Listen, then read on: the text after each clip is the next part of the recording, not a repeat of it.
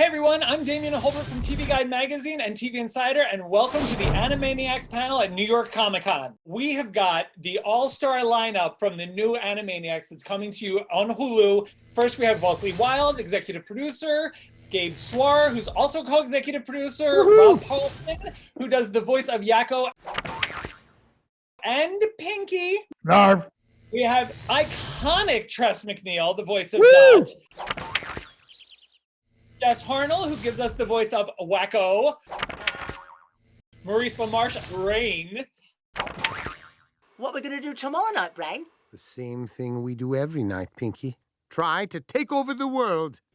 I am so excited to talk to you guys because this is such a great idea to bring this back. So let's first talk about that because I've gotten to see the first episode, and the Warner brothers and sister have basically been running amok, it feels like, for the last 20 years since we last saw them, and just compiling all sorts of content for us. Why bring it back now?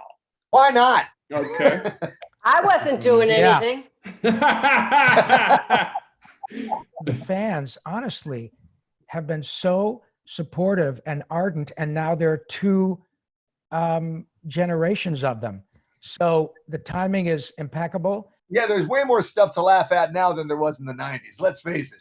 So much. I will tell you, I feel like in this first episode back, it feels like there are more jokes per minute in the first episode than most sitcoms get in. Great. Because you guys get the joy of like really fast cuts and visual gags and all that stuff.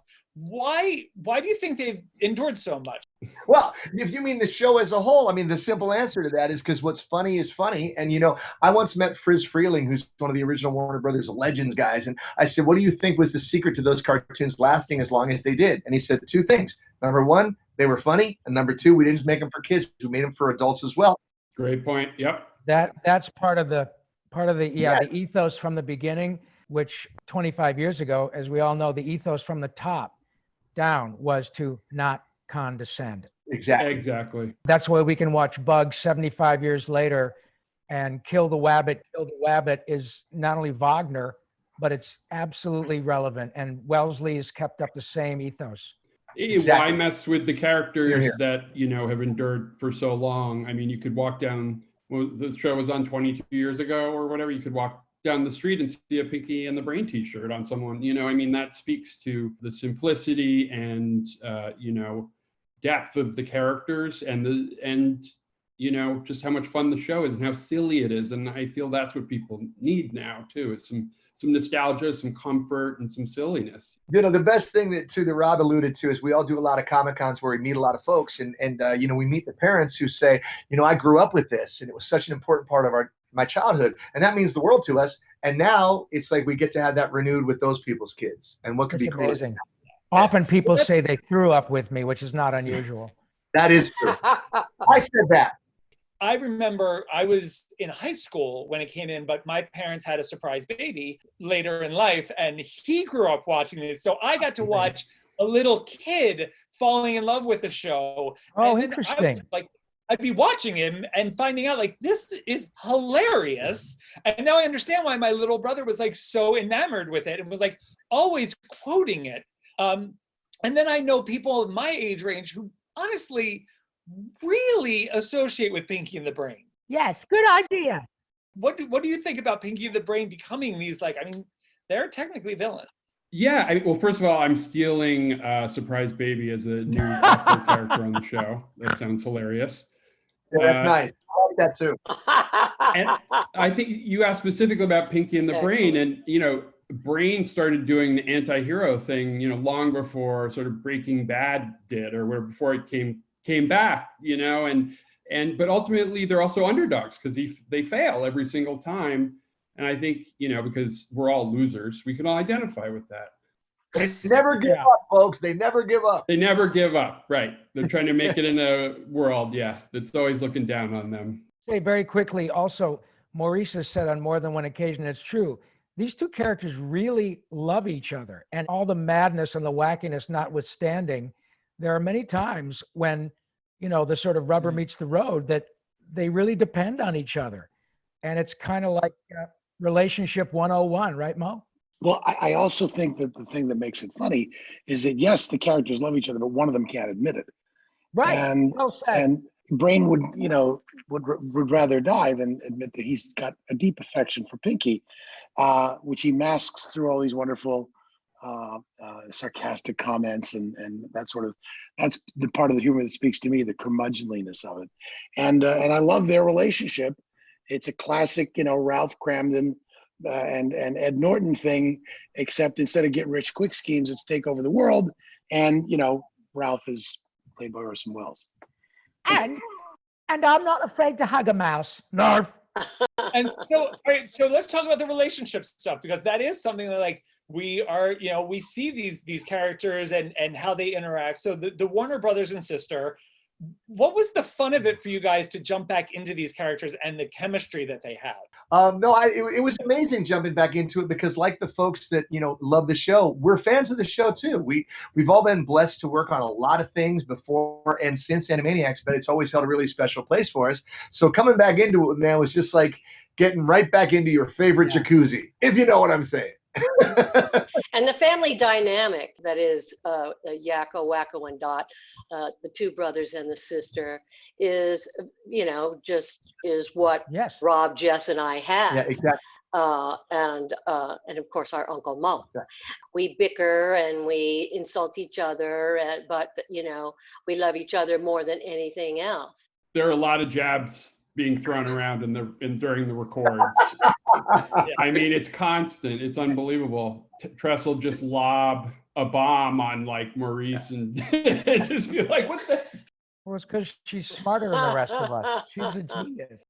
It was interesting. I remember when we were working on the first batch, there was a particular episode, I don't recall, but it was one of those where we had to double up.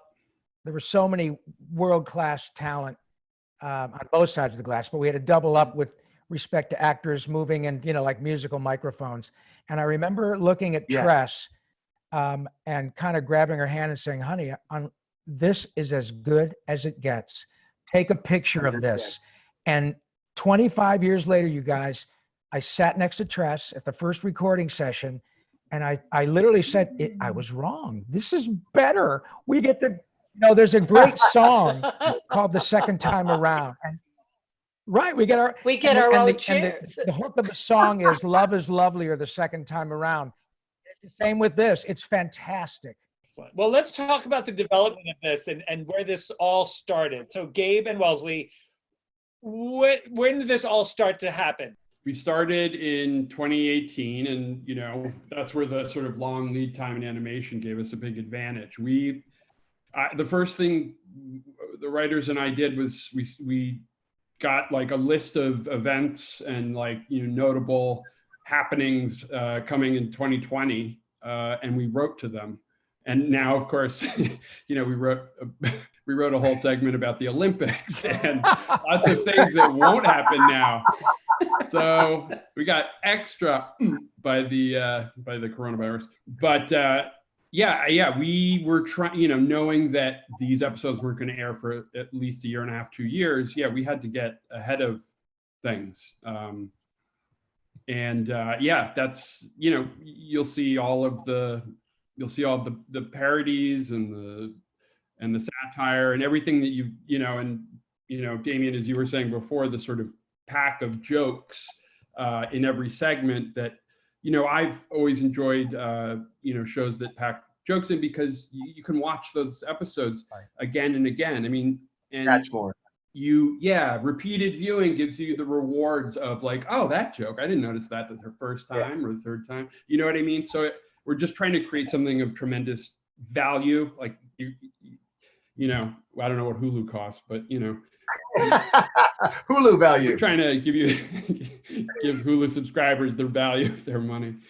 When you started to talk about bringing this back, there are going to be fans that already have their idea of what they want it to be. And like I said, it does not feel like you strayed very far from the original recipe at all. But what would you say was kind of like your point of view that you've put in? Me personally, I was like really attracted to the variety show aspect of it, like putting a bunch of different ideas in and like just jam packing it full. So like, I think Wellesley and I, we really like a lot of shows that are visually diverse. So we tried to bring that into the show. Like it felt like the original show was kind of all drawn the same way, and our show really breaks that. We try to go visually different places, and it's like a real big, it kind of updates it, because kids nowadays, they see all kinds of styles and they're exposed to all kinds of things. In the 90s, yes, there was stuff, but not nearly as much stuff as now, so we felt like that was the one thing that we could really like bring to the show. Yeah, if I can interject real quick about the creators of the thing, we were, for the cast, I think I speak for all of us because we talked about it a lot. We were all a little bit nervous coming back to it just because we do have such a high regard for it and it's so important to us and we love it so much. And we're like, we knew Steven Spielberg was involved, so we knew it was going to be good. But these new guys obviously have a great affection for it too. And they just picked up that ball and ran for the touchdown with it, man. I mean, they get it and they take it to a different and very, very contemporary level. That's really cool. So if you liked it then, you'll love it. Now these guys are killing it. It's not so like, oh, they've updated and modernized it. And Warner Brothers does such a nice, respectable job with, because they've also done this with Looney Tunes, bringing back Looney Tunes for HBO Max, where it is current comedy. It's rooted in the classic stuff, but they didn't like update it. Nobody's walking around with like AirPods on or anything like that. And you guys stuck to a character design that is, I mean, let's talk about the character design. What was your process as far as like sprucing them up without making it look like they've been spruced up? Well, I mean, we had a real development process where we hired a bunch of artists and got a bunch of different looks together. And we took it to Steven and he didn't like any of it. He's like, make it more like the original. Oh, really? So, which is great. I mean, that's what I like. I like to throw everything against the wall and see where he is, And so what we did is we went back and we looked at every single episode and we looked at like what was good, the best stuff of the best. And then we leaned in towards that. We found like one specific animation studio called TMS. They were our favorites and it looked beautiful. So we actually contacted the people that worked on the original show and asked them like, what was your process? And and leaned all of our design and our entire process that way. The show was always so well in tune with what was going on, even though you do have that long lead. What are some of the things you can talk about that you were able to get in that you could look at and say, still timely, still works? Yeah, I mean, as much as we were like, contemporizing it and saying like, well, looking around at the modern world and wondering like, what would the Warners say about DNA testing, or Pinky and the Brain say about internet privacy? Or, we could just drop these familiar characters, timeless characters into these scenarios and sort of see where it went. But our main goal was to, make something that, kept the original show's DNA, which is kind of like that perfect sort of balance of sophisticated jokes that feels a little over your head if you're a kid maybe, and then characters like literally getting smashed on the head with a hammer. There's an entire sketch in the first episode about Instagram and how basically social media can be used to control the planet. Not that far off base. No, amen. Do you watch like the pop culture events and just be like, oh, please don't, like when the Kardashians get canceled, you're like, oh, we already have a Kardashian joke. Oh, that's the game. In animation, that's always the game. They're just going to be dead on arrival jokes that are just like, what? That's so dated. And you're like, it wasn't when we wrote it, I swear. But when it's done at that level, and when it's done as Animaniacs was done, they're timeless. They really are. If Looney Tunes, they're timeless. Funny's funny no matter what you're making fun of. It's still funny. Exactly. Looney Tunes. It'll be an homage. It'll be an homage. Right, exactly. It's retro. Also, when you were putting together the ideas of these, and I love the idea of like the shorter vignettes and the sketch comedy stuff. When you're writing them, what is your writer's room like? Because, like you have to think of what the character can do and the actor doing it. Like usually when in a normal writer's room, it's just like, okay, this actor is capable of this. But now you're combining like an ethereal with a physical. Right. Well, these actors are capable of so little that we're tremendously limited. And it's the biggest challenge of the job, quite frankly, is working in within their small, teeny range of ability. It's a cartoon, but I would think that you have more of a comedy writer's room. Yes, it's a comedy writer's room, absolutely. And generally, I rely heavily on the writers to come up with the most of the ideas that we do. Things, parodies, satires, songs, musical. Yep, songs and musical, sure, both. Yeah, and by the way, that really is still an integral part of the whole experience. Music was really a big deal with respect to the original Animaniacs and Pinky and the Brain, and it still is. And what is so great, honestly, is the songwriters who have such reverence for Steve and Julie Bernstein, who are now handling the music, who were proteges of Richard Stone, who did the original music. The Randy underscore. Rogel. They do the underscore. Yeah. That's right. Randy Rogel, who wrote United States, Canada, Mexico, Panama, and all those. Oh my God, yes. Right. Is writing new songs. But what's really wonderful to see, and it's happening with writers who have come to watch, their words being spoken by Yakko, Wakko, and Dot and Pinky and the Brain, and the composers of new songs. It's not hyperbole. We've actually seen some of these really sweet kids who know how high the bar is, and they hear Brain and me start riffing on their words, and they start to get tearful. It's fantastic.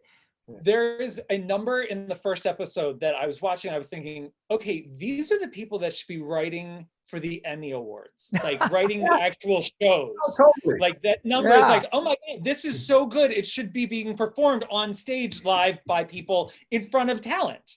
Well, that's what they do. I mean, that's what Rob was just talking about, right, Rob? The reactions you get from Animaniacs Live, right? When we do Wellesley is kind enough to reference something that Jess, Tress, Maurice, and I and Randy Rogel, who wrote most of the songs that folks remember.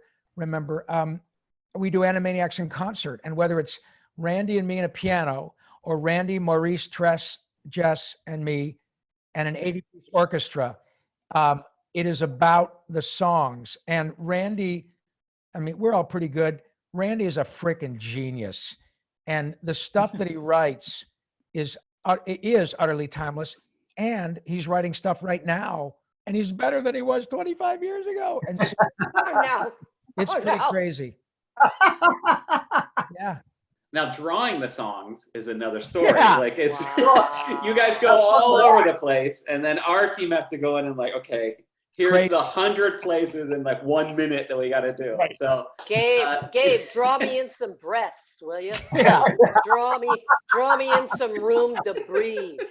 Yeah. I'd appreciate it. That is both the most, the hardest part of the show and the most rewarding part of the show, because it's like the most dense, the most work, the fastest, and like the most concentrated. And it's like when you watch it, you can see it. It has the most moving parts of anything in the show, and it is really hard to juggle and make it right.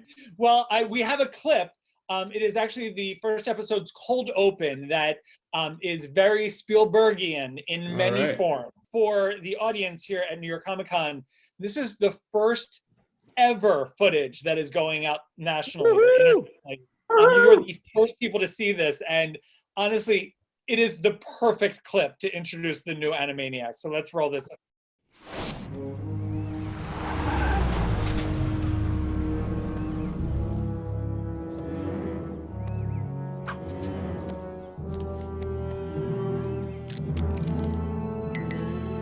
This species of cartoon has been extinct since 1998.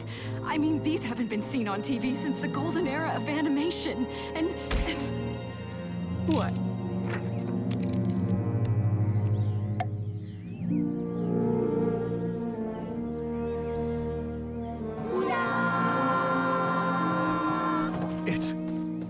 It's the Warner Brothers. And the Warner sister.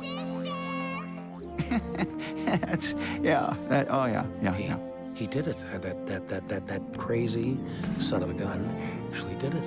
Clean vectored outlines, widescreen format. These don't look like reruns. They're not. I reanimated them. We are gonna make a fortune with this show. How zany are they? To the max. Of course. Then there's Pinky and the Brain. Pinky and the Brain? You said you're bringing back Pinky and the Brain? Mm-mm. Say it again. We're bringing back Pinky and the Brain. Put your head between your knees. Boingy, boingy, boingy, boingy. Where are they going? Home. Welcome to Animaniacs. Wake up! How about that, you guys? So, Yeah. yeah.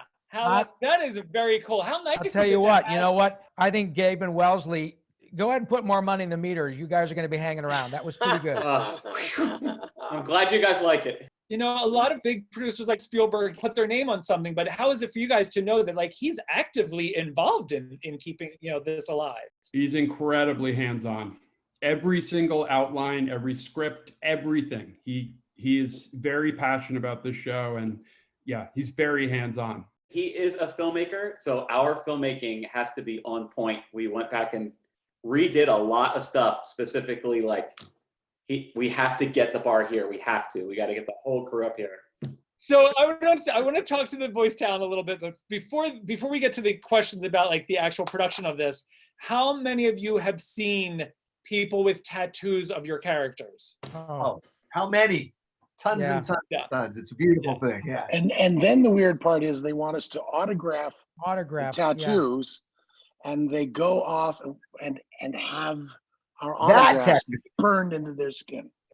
It's pretty overwhelming, frankly. I think the thing that we've all talked about this many times, but when we do have an opportunity to go do a live event, a convention, signing, Animaniacs in concert, we often meet people who will tell us the most truly incredible stories about the extent to which these characters connect with them on a deep level. We often meet people on the autism spectrum, and this young man is a metaphor for hundreds whom we've had these wonderful encounters. This was probably about a year ago in New Hampshire. This young man loves Yakko. I don't know if he knows who I am, but it's not really about that. I don't draw him. I don't write him. However, this woman, young woman, asked her brother, would you like to go meet Yakko? Now, this young man is probably 30-ish, but in addition to his autism, suffers from, I mean, crippling anxiety, the sort of thing where he literally is housebound. 3.5 hours each way.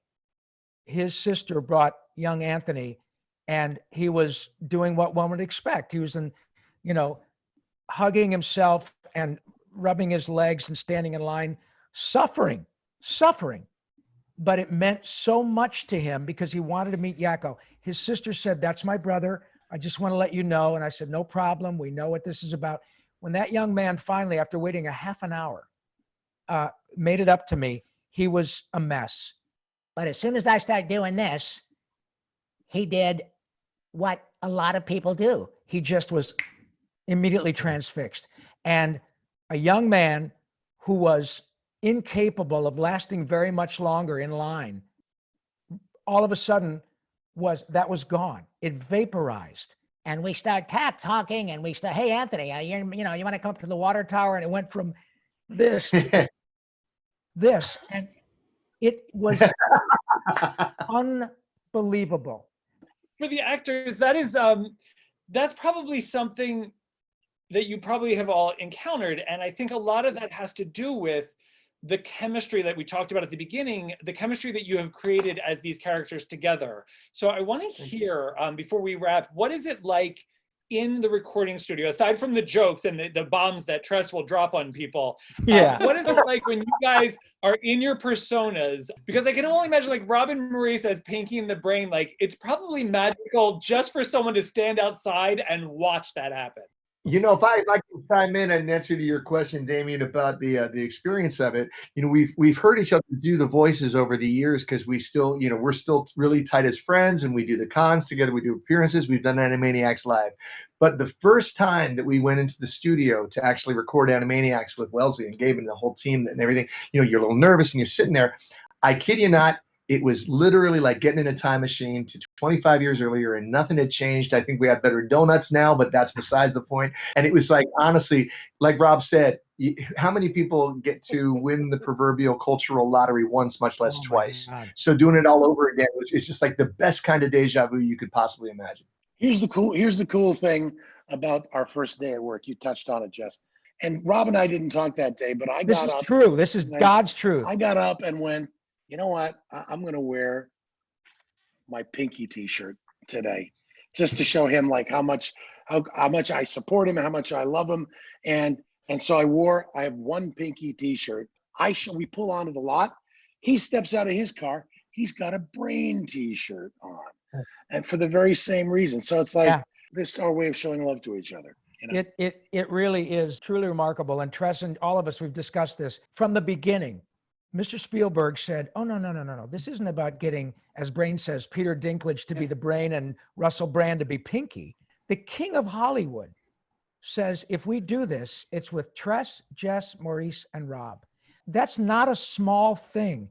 In fact, when you watch his eponymous Spielberg 2-hour documentary that was on HBO a few years ago, he starts out saying, I believe all directors should direct animation to understand literally what it's like to think out of the realm of live action. And he cites Hayao Miyazaki and, the usual suspects. But in the middle of that, he cites Tiny Toons, Animaniacs, Pinky and the Brain, and clearly, as Wellesley alluded to, they're as important to him as Schindler's List, as E.T., as Warhorse. And it was evidenced by when we go to pitch this. And by the way, Mr. Spielberg went to every pitch himself. And it was about, when we do this, it's with the actors who brought these to life initially. So it's a really unique circumstance, and it's a big deal. Before I need to wrap you guys, but what do you want to say to the fans of Animaniacs who have been waiting 25 years? What do you want to let them know before you premiere? Because you're coming to Hulu in November, so they've got a little bit of time to wait. What do you say to them? I want to say thanks for your patience and watch the show because we won't let you down. You're going to love it. Thank you so much. It's so nice to have the whole gang back. I cannot wait to see more. It's awesome. You guys nailed it. So congratulations. And everybody in New York. Thank you, Wellesley and Gabe. That's their doing. Wellesley and Gabe. Yep. Don't forget our beautiful singing. Oh, yeah. Tress sings beautiful. She does. It is. We worked very hard. We worked really hard for this privilege, and we are so excited to unleash so much happy. Thank you. All right. Thank you guys so much. Don't forget Animaniacs on Hulu in November. Thanks so much, guys. Thanks. Thank you, Damien. Good night, everybody. Good night. Catch Animaniacs on November 20th. Only on Hulu.